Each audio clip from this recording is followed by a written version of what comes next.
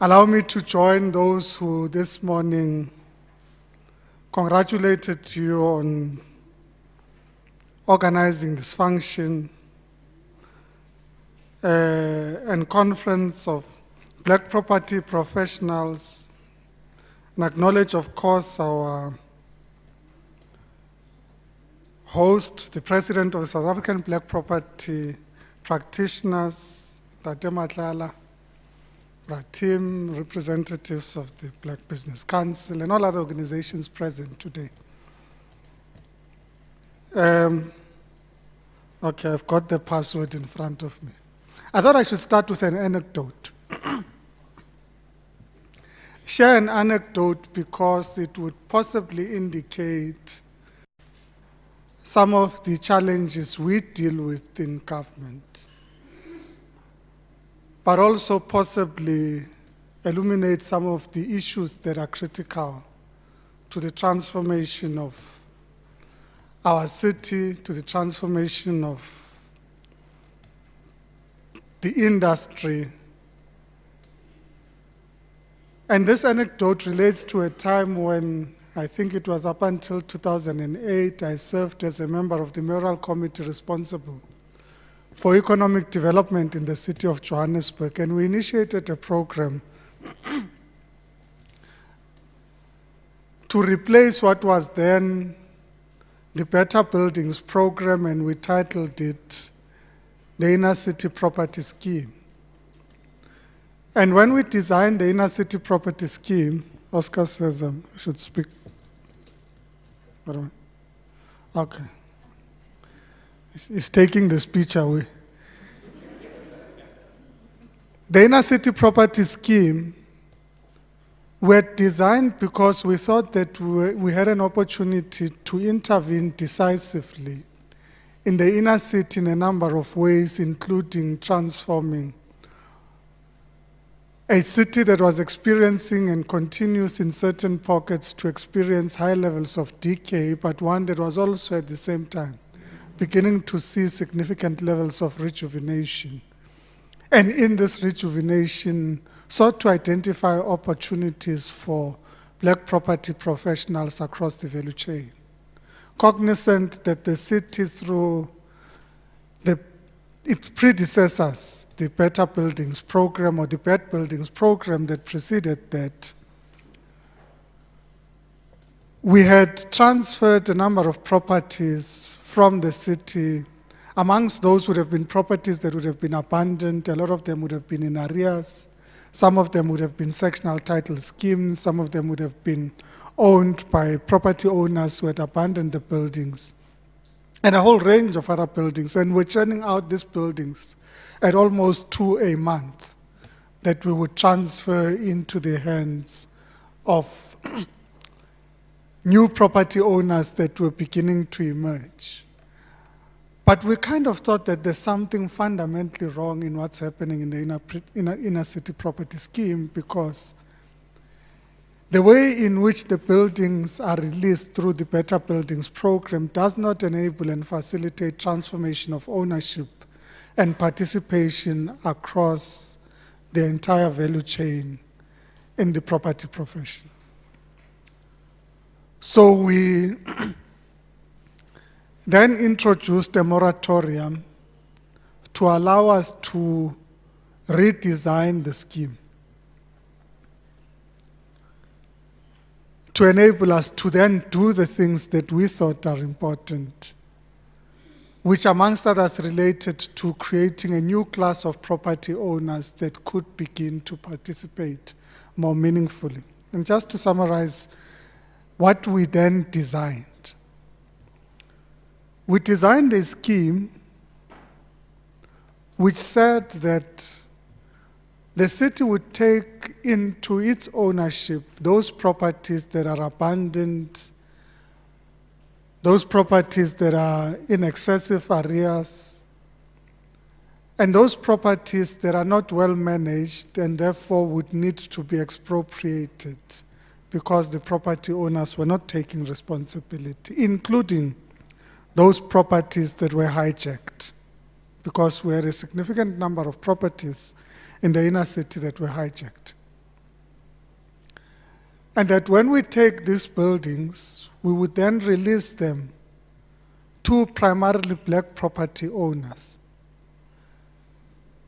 And I'm going to explain why, amongst others, why we made it complicated and maybe sometimes why we ran into a bit of problems.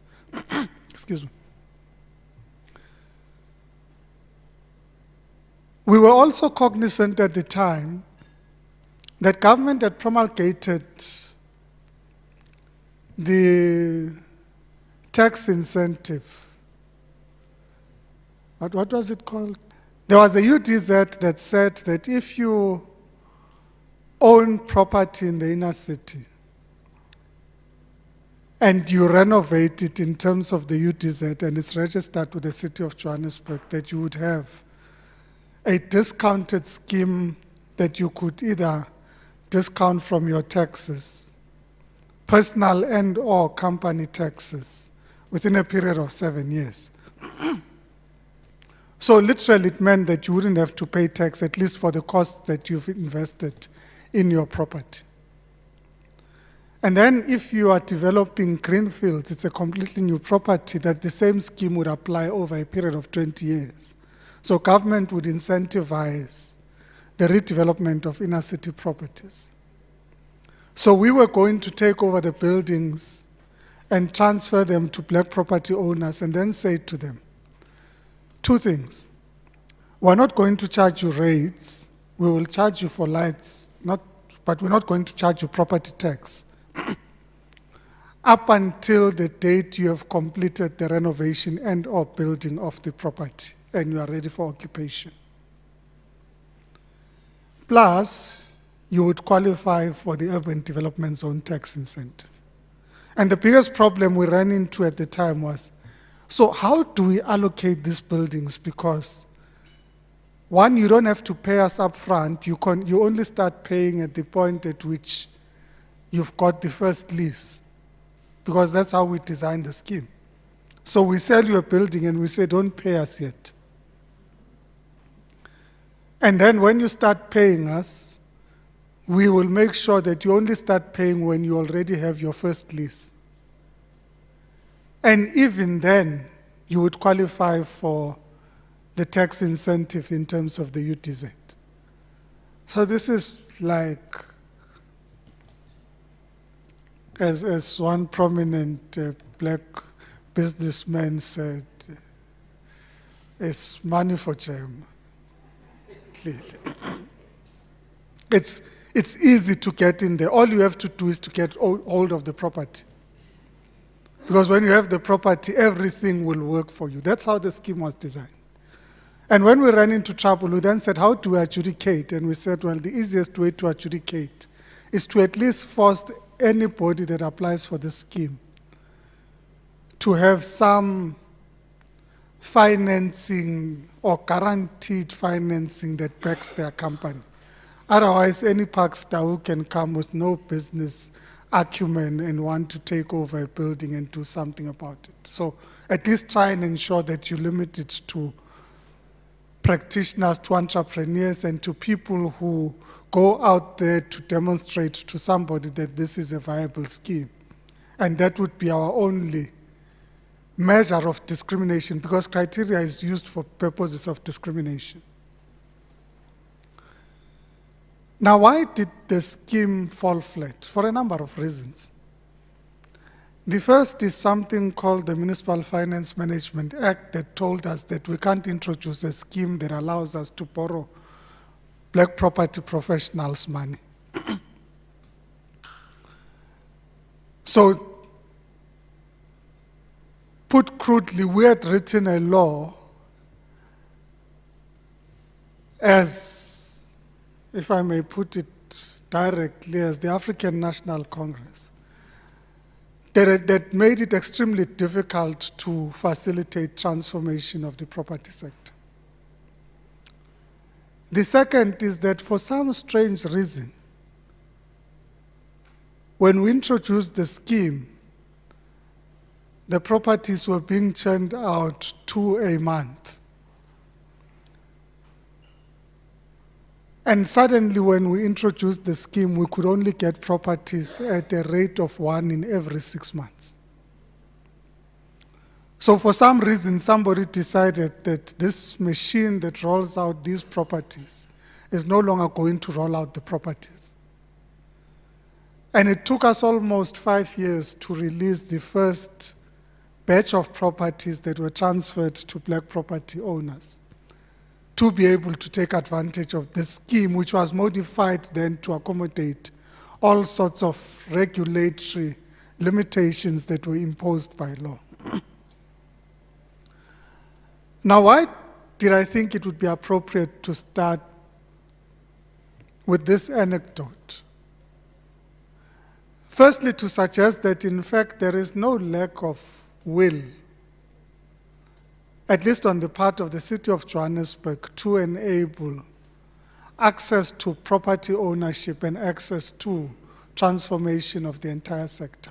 And I should say, the other parts of the scheme included that you will use black practitioners, whether in terms of the rest of the value chain, in renovation, plumbing, tiling, electrical. It was part of the scheme.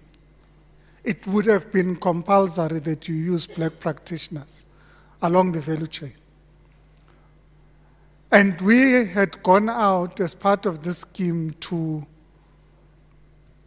then say to those in the townships, go and register your companies so that you are able to participate in the scheme. You might come in the first instance at a subcontracting level, but it would be deliberately designed to enable you as you go forward to be able to contract directly. And just so that we make it easier, we established a trust that would own a transitional housing scheme so that if people have to be relocated from current property, they would be relocated into transitional housing, and that we would have financed the transitional housing scheme. So in terms of design, almost everything, I think, at least in my opinion, were done, should have enabled a fast track of the redevelopment of inner city property, but not just the regeneration of the inner city. It would have ensured a fast track of ownership and participation throughout the property value chain, ranging from ownership to management to actual construction work, to actual ownership of even the security company would have prescribed. And for some reason, I suspect both within government and certainly reasons imposed by legislation, and no doubt reasons that could be there somewhere within industry. And I'm not going to make any statements that could get me into trouble as to why properties were no longer being churned out at the numbers that they were being churned out in the past. But for some reason, these properties were no longer available. But I suspect to yourselves, as an organization in particular, the question becomes, did we at the appropriate time when we defined and identified such a scheme, form an appropriate partnership with South African black property practitioners to ensure that such a scheme is able to succeed? And I would want to argue that that possibly is where the fault lies. It was in our inability to form a partnership with the appropriate people to ensure the success of the scheme. Now, as I said, the organization that sent me to serve in government at its conferences agrees, amongst others, that it is important that to achieve the objectives of the national liberation struggle, it is important that those who have the most to benefit, that we define as the motive forces of our struggle, are mobilized to be partners in this process of transformation. That it can't be that as you seek to transform a society, that responsibility is left to government alone, but that we have a collective responsibility to work together towards achieving